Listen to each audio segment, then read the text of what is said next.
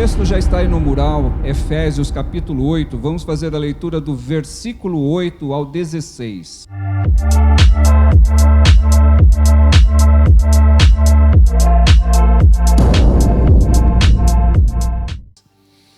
E diz assim: porque noutro tempo eres trevas, mas agora sois luz no Senhor, andai como filhos da luz.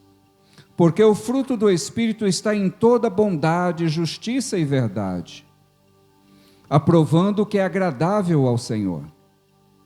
E não comuniqueis com as obras infrutuosas das trevas, mas antes condenai-as, porque o que eles fazem em oculto, até dizê-lo é torpe.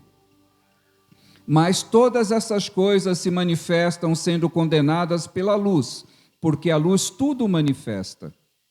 Por isto diz: desperta tu que dormes, levanta-te dentre os mortos, e Cristo te esclarecerá. Portanto, vede prudentemente como andais, não como nécios, mas como sábios, remindo o tempo, porquanto os dias são maus. Vamos orar. Ó Deus bendito, Deus santo, Deus maravilhoso, nós te louvamos e enaltecemos por tudo que tu és. Te agradecemos pelo trabalho, pela tua obra extraordinária que o Senhor tem realizado. Entendemos o quanto o Senhor ama o seu povo e o Senhor ministra sobre as nossas vidas. Espírito Santo de Deus, faz aquilo, ó Pai, para o qual o Senhor está designado, Espírito Santo. É o Senhor quem orienta, é o Senhor quem nos ademoesta, é o Senhor quem esclarece, é o Senhor quem encaminha, é o Senhor quem abre os nossos olhos. Espírito Santo de Deus, vem confirmar a tua palavra para o louvor da glória do nome bendito de Jesus. Amém. Então, a carta de Paulo aos Efésios é um material extraordinário. Nós estudamos recentemente aqui Efésios na escola bíblica durante alguns meses. E Efésios são seis capítulos, porém é uma carta na íntegra. O ideal para quem deseja estudar a Bíblia é ler Efésios na íntegra, ou seja, do primeiro capítulo ao capítulo 6, pois como é uma carta, as cartas elas são para serem lidas na íntegra, e foi assim que Paulo escreveu.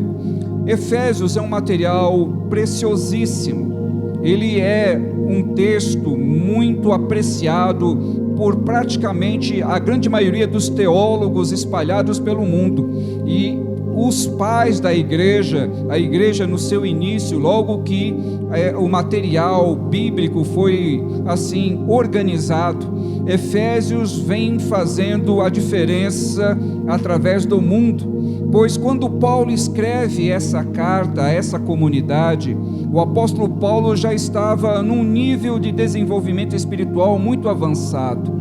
O apóstolo Paulo, como a grande maioria dos cristãos sabe, ele foi chamado pelo Senhor Jesus quando estava no caminho para Damasco. E assim Paulo era um homem especialista nos textos bíblicos, era alguém que tinha uma formação eclética, significa dizer que ele não era apenas um judeu normal, mas ele era uma pessoa de cultura, era alguém que conhecia o grego, conhecia o latim, conhecia o hebraico, lembrando aos amados irmãos que a língua hebraica no período de Paulo era uma língua morta, uma língua esquecida, eles não falavam hebraico, a língua comum era o aramaico, era a língua que o povo falava. O hebraico era a língua pelo qual os textos bíblicos haviam sido escritos, e eram pouquíssimos aqueles que entendiam hebraico, e Paulo era alguém que havia recebido uma formação. Paulo estudou aos pés de Gamaliel, um grande mestre, e Paulo recebeu toda essa instrução e toda essa bagagem, com um chamado do Senhor na sua vida. Paulo, logo no início, ele diz que não procurou assim os apóstolos, levou um tempo até que ele tivesse contato com os apóstolos, e ele passa 3 anos na Arábia. Nós não sabemos ao certo o que Paulo fez nesse período, e quando se fala Arábia, nós também não sabemos muito bem em qual região em que ele estava, mas certo é que Paulo, por toda a bagagem que tinha, ele certamente, movido pelo Espírito, foi levado pelo Espírito para poder ter um tempo para aprimorar e interiorizar tudo aquilo que ele estava recebendo. Lembrando a vocês que Paulo, por ser um judeu, por ser um rabino, por ser um fariseu, era alguém que tinha uma formação mental e uma formação também moral, e ele parte, quando ele é movido por Jesus, tudo aquilo que ele sabia como certo desmorona. E certamente ele precisou recapitular, precisou reconhecer o quanto ele estava equivocado, para que pudesse posteriormente trazer essa palavra. Então o Espírito Santo usa a vida de Paulo, e quando ele escreve, como eu estou citando para vocês, num nível intelectual muito avançado. E a linguagem de Paulo é uma linguagem profunda. Ele fala a respeito da ação do Espírito Santo. Ele fala a respeito da confirmação do chamado de Deus na vida de cada um. O Deus Todo-Poderoso, ele chama o homem e ele recebe os homens como filhos adotivos. E ele coloca isso como a plenitude do tempo, o tempo em que Jesus veio. Ou seja, Deus preparou tudo, preparou todos os períodos, preparou o tempo, o local onde Jesus tinha que vir ao mundo. Lembrando, mais uma vez, que o local em que Jesus veio, a região, o povo, tudo isso foi projeto de Deus, nada foi por acaso. Tudo foi organizado, tudo foi milimetricamente organizado por Deus para que acontecesse no tempo certo. Quando Jesus veio ao mundo, o povo de Israel estava sendo governado pelo Império Romano. O Império Romano, que se tornou um grande império, já estava também em decadência quando Jesus veio ao mundo. Os judeus propriamente não governavam mais, não se tinha um rei judeu, mas a descendência de Davi já não estava mais no trono. Muita coisa havia mudado, o povo já havia passado pelo cativeiro assírio, cativeiro babilônico, já havia retornado, então a história já havia progredido muito. Quando Jesus nasce, ele nasce num período onde tudo aquilo que era necessário para a divulgação do Evangelho estava plenamente acontecendo. O Império Romano favoreceu a expansão do Evangelho, porque no Império Romano os navios poderiam trafegar de um local para outro com segurança, porque os romanos tinham uma grande armada de navios e protegiam assim as embarcações. As pessoas poderiam trafegar porque os romanos construíram estradas pavimentadas. Eles construíram estradas, colocaram pavimento, melhoraram a condução, colocaram guardas, colocaram vigias. Então as pessoas poderiam sair de uma região para outra e não serem atacados. As pessoas poderiam fazer o seu comércio e não serem roubadas. Então tudo isso favoreceu. A língua que era falada, a língua escrita naquele período era o grego. O grego era uma língua erudita, uma língua que era falada pelo império. Então veja, o Senhor prepara um período histórico, prepara um lugar. Deus coloca Jesus Cristo no centro do mundo antigo, num período específico, com tudo aquilo que poderia prevalecer e favorecer estava acontecendo. A língua era uma língua praticamente como se fosse o inglês hoje, uma língua conhecida universalmente. O grego era a língua conhecida. Tudo favoreceu. Quando Jesus vem, prega o seu evangelho, faz com que há uma mudança muito radical naquele lugar tão pequeno no mundo. E ainda continua sendo um local pequeno, mas um local extremamente importante. O mundo nunca deixou de falar de Israel, mesmo Israel sendo uma região tão pequena no mundo. Mas o Deus que constituiu Israel é o Deus que marcou Israel nesse planeta. O Deus que constituiu todas as coisas coloca o seu Filho no momento exato. O Deus que sabe de todas as coisas coloca Jesus e faz com que o seu projeto ele comece de uma forma intensa. E agora nós estamos falando de alguém que foi alcançado por toda essa obra genuína de Jesus e num período bem específico. Lembrando que o apóstolo Paulo, ele não conheceu Jesus, ele não viu a Jesus, mas ele conheceu alguns dos apóstolos, ele teve contato com alguns dos apóstolos, ele pôde ver o movimento, até porque ele foi um perseguidor do cristianismo. Então ele estava ali plenamente cônscio de que o movimento estava acontecendo, porque ele também passou a ser perseguido. E a partir do momento que o evangelho e os cristãos passaram a ser perseguidos, o cristianismo foi espalhando pelo império, e a palavra de Deus foi se movendo, e à medida que a palavra foi se espalhando, esse apóstolo, o apóstolo Paulo, se tornou o apóstolo dos gentios. Ele deixou a sua região e passou a proclamar o evangelho nas regiões do mundo antigo.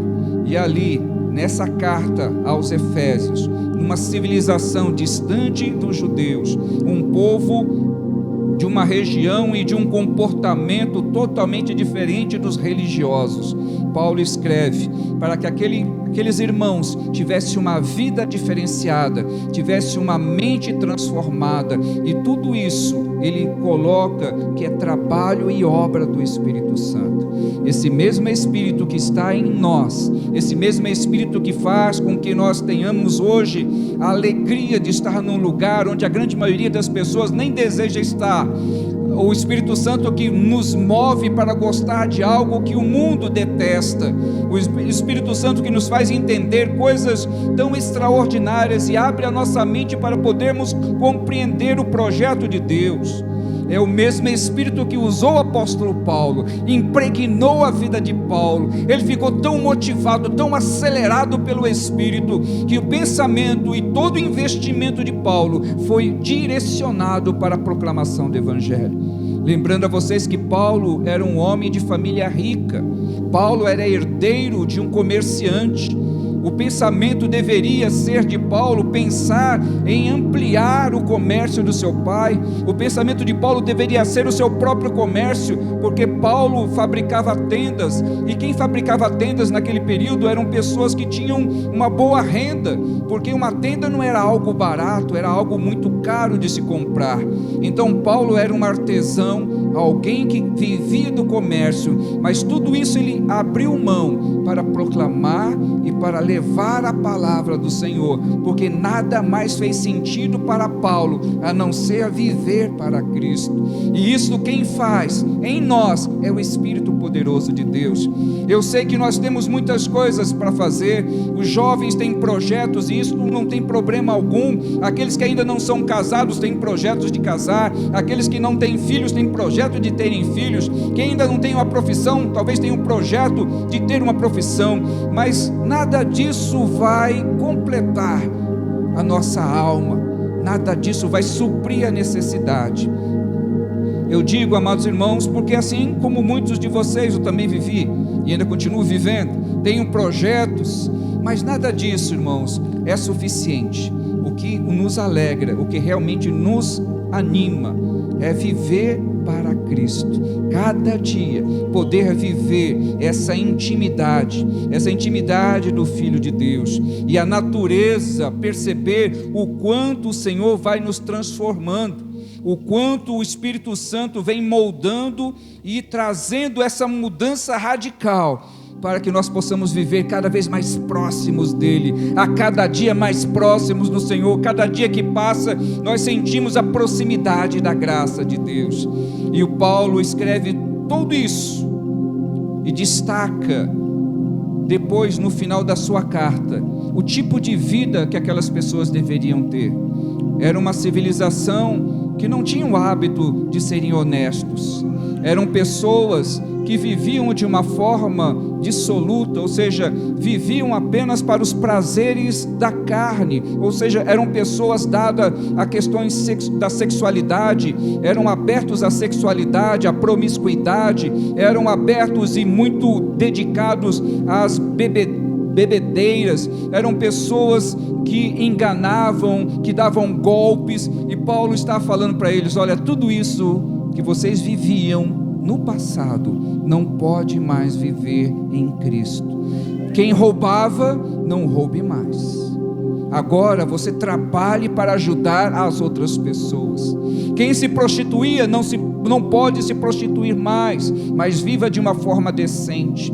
Olha o comportamento que Paulo precisou falar para aquela comunidade, porque era uma comunidade que vivia e tinha sua religião, mas como acontece também em alguns lugares, até mesmo no Brasil, algumas pessoas são religiosas. O país que nós vivemos é um país repleto de religiosos. Tem pessoas que têm a sua religião, mas ao mesmo tempo que têm a sua religião, acham que podem beber, que podem se prostituir, que podem fazer o que bem entende. E está tudo bem, porque basta cumprir com rituais religiosos que está tudo bem. Mas isso é uma mentira. Não é assim que as coisas funcionam, porque à medida que o Senhor nos toma como seu, Ele busca em nós encontrar a figura do seu Filho, e Deus trabalha em cada um de nós, para que Cristo seja transformado em nós.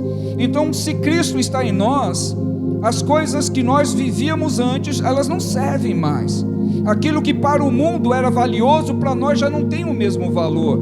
As vantagens que o mundo colocava para quem é cristão, não é mais vantagem. E isso começa a despertar em nós essa vida iluminada pelo Espírito. E Paulo escreve no verso 14: desperta, você que dorme ou que está dormindo, levanta-te dentre os mortos e Cristo o iluminará. Essa frase de Paulo, que pertence talvez a um cântico, ninguém sabe ao certo, existem algumas partes no Antigo Testamento que falam um pouco a respeito disto, mas não exatamente como Paulo pronuncia. Então podemos separar esse verso 14 em 3 partes. A primeira é: desperta você que está dormindo. A segunda: levante-te dentre os mortos. E a terceira: Cristo o iluminará. O despertar espiritual, outrora nós falamos disso recentemente, que o homem carnal, ou seja, o homem normal, o seu espírito está como morto. O espírito não é vivo. O homem tem o seu corpo e a sua alma. Nós entendemos que nós somos trinos. Nós temos um corpo, alma e espírito. Essa é a linguagem do apóstolo Paulo, e é a linguagem que também a grande maioria dos cristãos entende.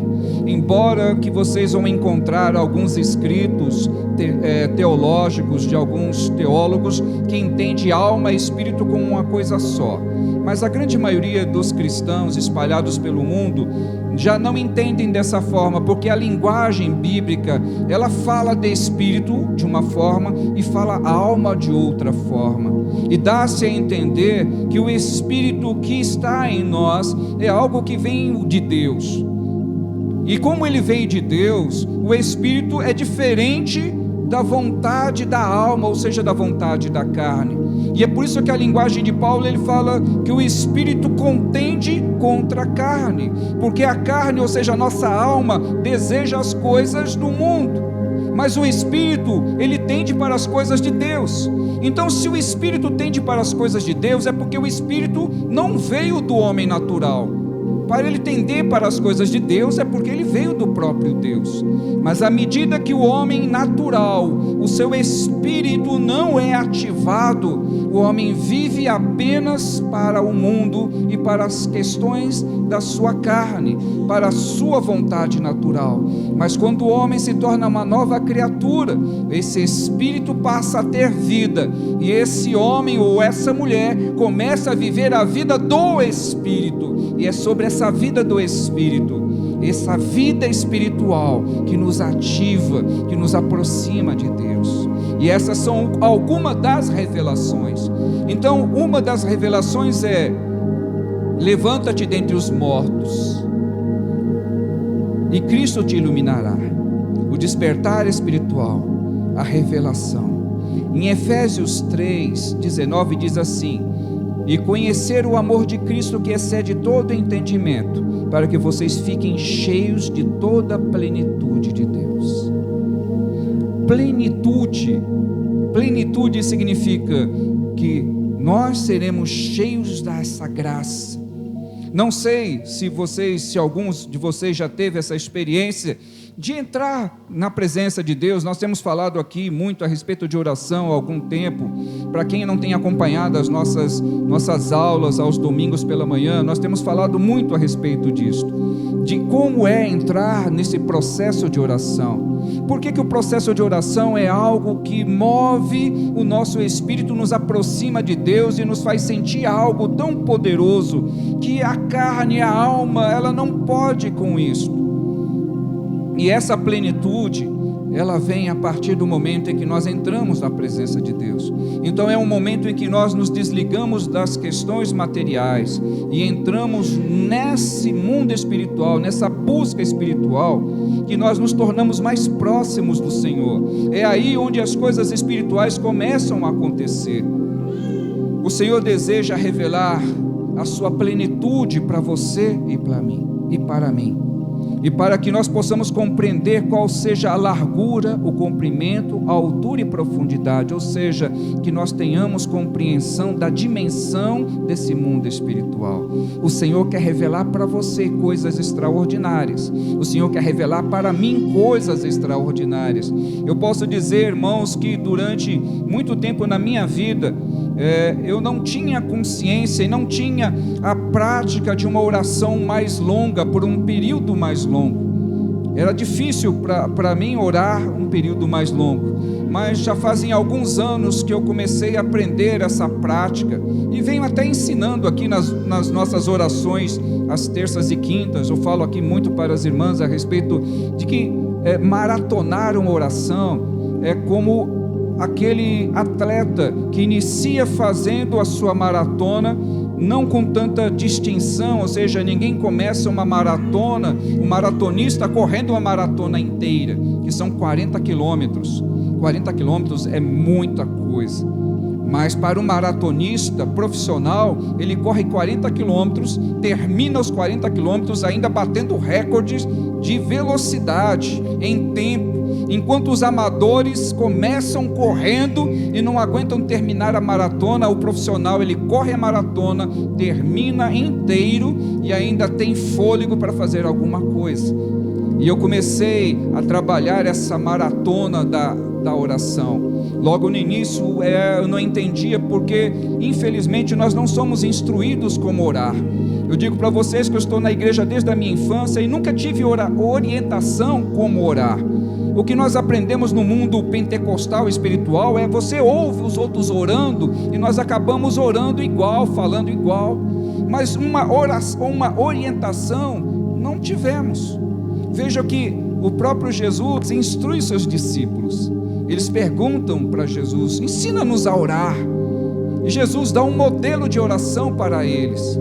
Esse modelo de oração que Jesus instituiu, se você começar a utilizar o modelo de oração, mas não como uma reza, mas cada parte daquilo que Jesus disse, você investir um tempo nesse processo, você vai perceber que 1 hora de oração é pouco para você concluir tudo aquilo que Jesus colocou naquele modelo de oração.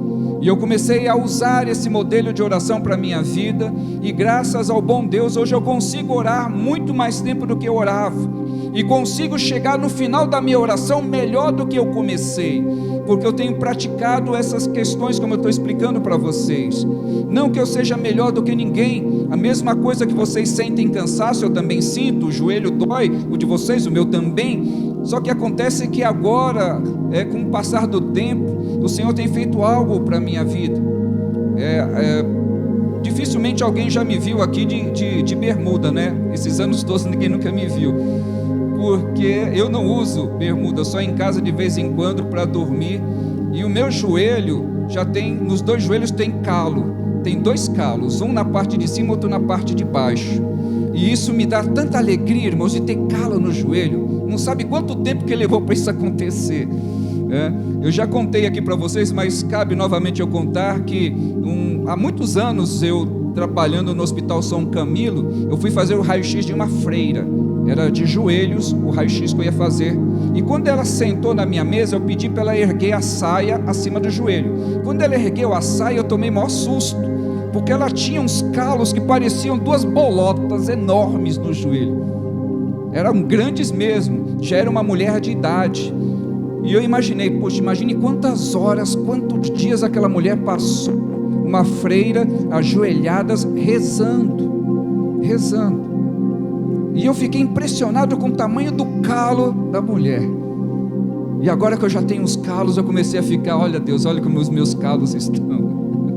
Não chega nem perto do calo da freira. O calo dela daria para dividir para nós todos aqui, e cada um ia ficar com um calinho ainda, e ela ia sobrar um calo grande no joelho dela. Tão grande que era o calo que ela tinha no joelho.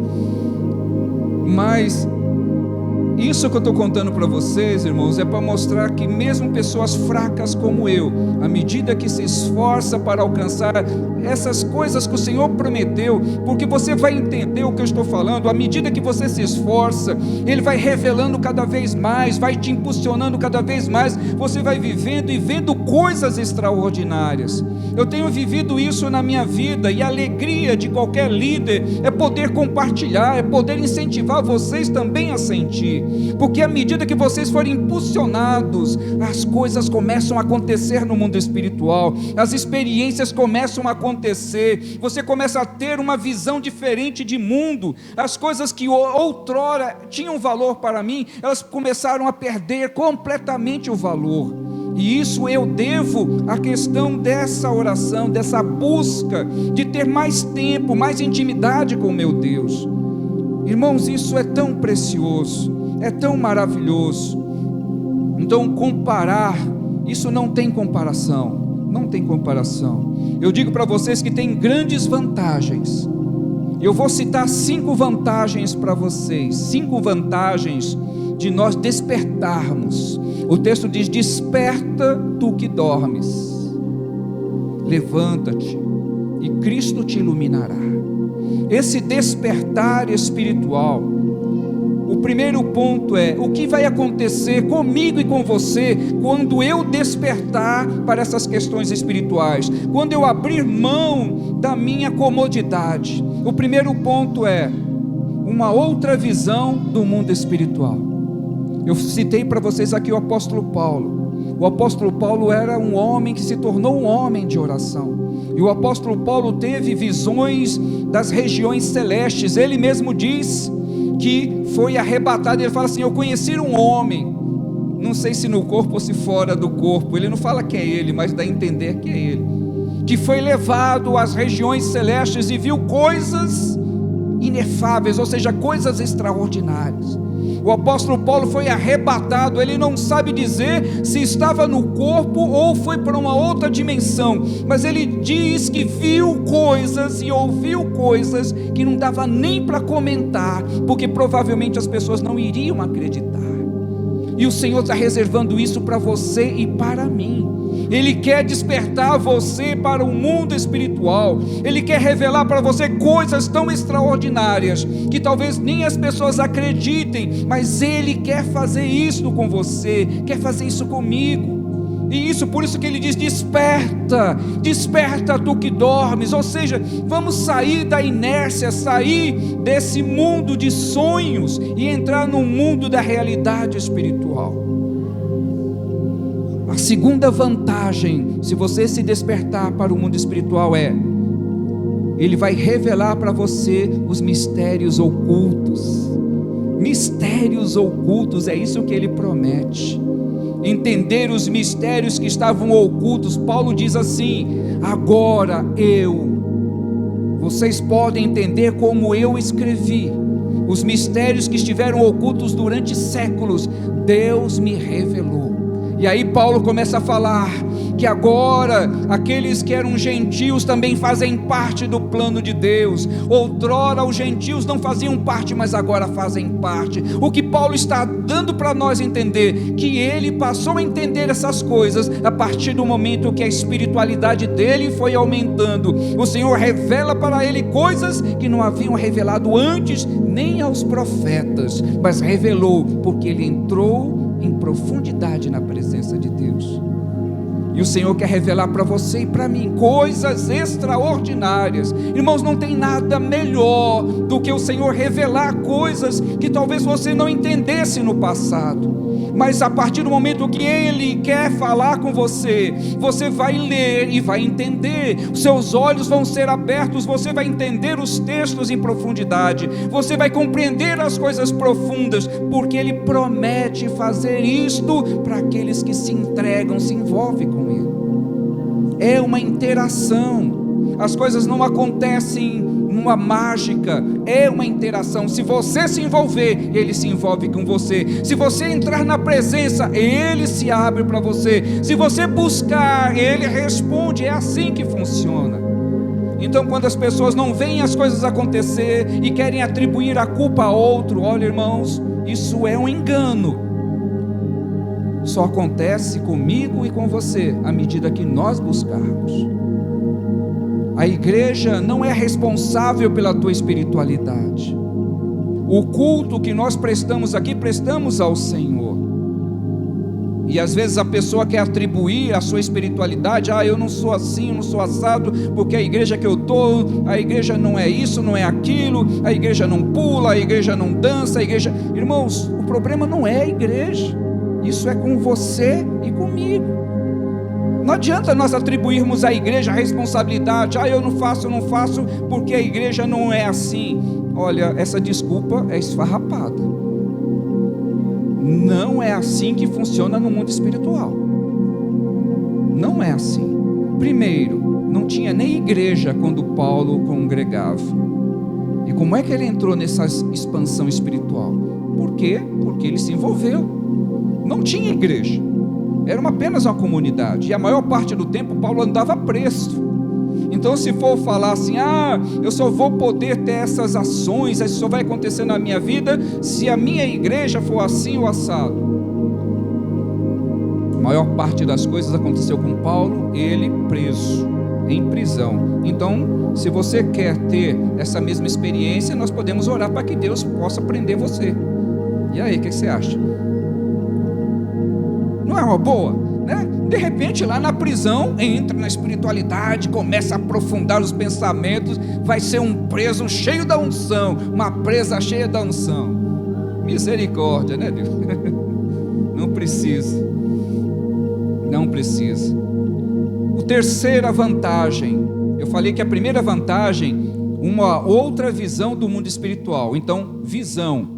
A segunda vantagem, entender os mistérios. Além da visão, entender os mistérios. A terceira vantagem é andar em espírito, é vencer a carne dia após dia. Olha que bênção, irmãos. Nós não vencemos a nossa natureza de uma vez. Ela vai sendo vencida paulatinamente. À medida que você vai se esforçando, você vai se fortalecendo. Eu não comecei a falar para vocês da oração. Para você começar a orar por mais tempo, isso não acontece de uma hora para outra. Você começa a orar e começa a vencer os 20 minutos, depois o próximo você vai vencer os 30, 40, daqui a pouco você está orando 1 hora tranquilamente, e depois vai se tornar um maratonista, orar 2 horas, 3 horas de oração. Os heróis da fé oravam em média 3 horas, acordavam às 5 da manhã, oravam às 4, acordavam às 4, oravam das 4 às 7, e depois saíam para fazer a obra, e eram pessoas naturais, não eram super-homens. E como é que eles conseguiam fazer isso? Como é que eles conseguiam orar tanto? Porque eles tinham intimidade, irmãos. E olha que esses homens fizeram obras gloriosas, extraordinárias, porque eles tiveram envolvimento com o Senhor. Então, andar em espírito é vencer a carne. Vencer a carne é conseguir acordar mais cedo. Se você tem dificuldade, peça ao Senhor que te desperte. Peça a Ele, Ele vai te despertar. E você vai poder acordar mais cedo, colocar um horário melhor para você orar, quando vai estar silêncio na tua casa, todo mundo dormindo, você vai poder levantar, orar, sem ninguém te atrapalhar. Quarta vantagem: um grande despertamento traz intimidade com Deus e dons espirituais. Olha que coisa boa. Então, primeira vantagem, você vai ter visão espiritual. Segunda vantagem, você vai entender os mistérios. Terceira vantagem, você vai vencer a carne. Quarta vantagem, você vai receber dons espirituais. Olha que bênção, irmãos. Quanta vantagem que o Senhor está abrindo para nós.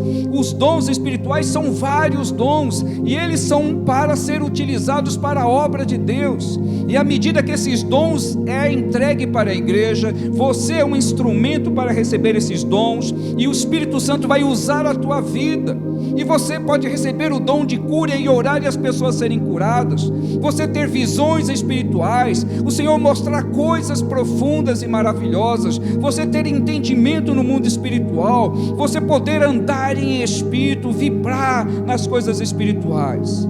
Então essa é a quarta vantagem de você se despertar do sono, você sair da inércia e começar a entrar nessa profundidade.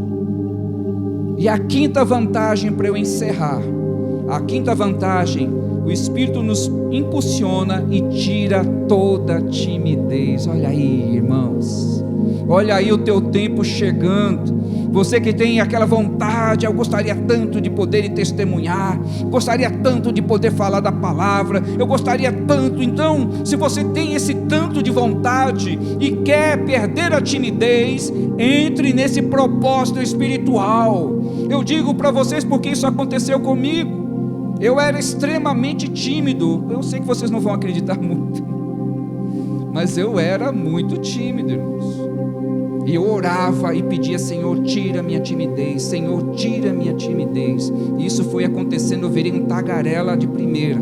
Agora, Senhor, segura minha boca, Senhor, segura minha boca. Eu era extremamente tímido, tinha dificuldade de falar, ficava muito nervoso. E isso aconteceu comigo, o Senhor tirou a minha timidez. Então essa é a quinta vantagem que eu estou colocando aqui hoje. Tem muitos mais, eu só coloquei 5, porque se eu fosse falar ia demorar demais. Eu coloquei 5 vantagens para aqueles que despertam para o mundo espiritual, saem do sono espiritual e são iluminados pelo poder de Cristo Jesus. Jesus fez isso com todos os apóstolos tiveram tudo que eu acabei de falar aqui para vocês. O apóstolo Paulo, que foi o último que foi levantado como apóstolo chamado por Cristo, teve todos esses dons.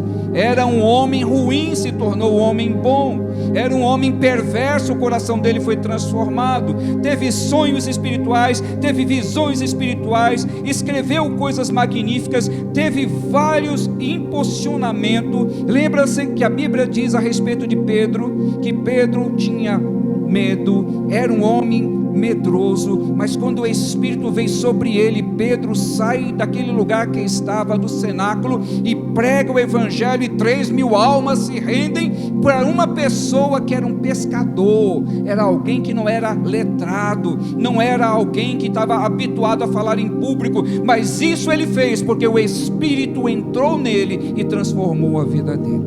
E se você tem desejo de falar, se você tem desejo de pregar, tem desejo de entender as profundidades de Deus, então desperta,